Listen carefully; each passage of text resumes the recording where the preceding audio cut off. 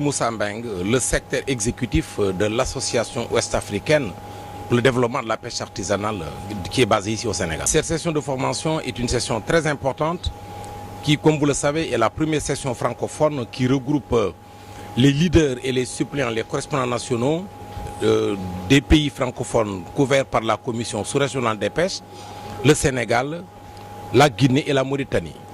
Donc c'est une session qui porte sur un module 1 intitulé Gestion des ressources des écosystèmes marins côtiers et co-gestion des ressources halieutiques en Afrique de l'Ouest. Mais je crois que ça va bien leur servir quelque chose parce que vous savez que la pêche est un secteur extrêmement important en Afrique de l'Ouest et notamment dans les pays couverts par la Commission sous-régionale des pêches. Et quand je parle de pêche, je pense notamment à la pêche artisanale. Et on s'est rendu compte que pour que la pêche soit durable, il faut absolument que les professionnels de la pêche artisanale puissent participer de façon crédible et dynamique. Et leur participation est limitée par une insuffisance de leurs compétences. Et dans un premier temps, il faudrait absolument que les professionnels de la pêche puissent disposer de compétences politiques.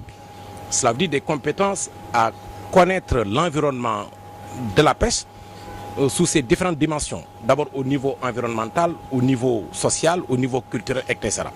Donc ce thème devrait permettre au bout de cette formation à ces leaders-là d'être suffisamment outillés en matière de connaissances, une bonne connaissance de l'environnement marin, de la cogestion, en tout cas tout ce qui tourne autour de l'environnement marin côtier et de la cogestion qui aujourd'hui est au cœur des politiques publiques de pêche en Afrique. Ces modules concernent les pêcheurs de la pêche artisanale, les pêcheurs artisans, les transformatrices, mais aussi les mareyeurs.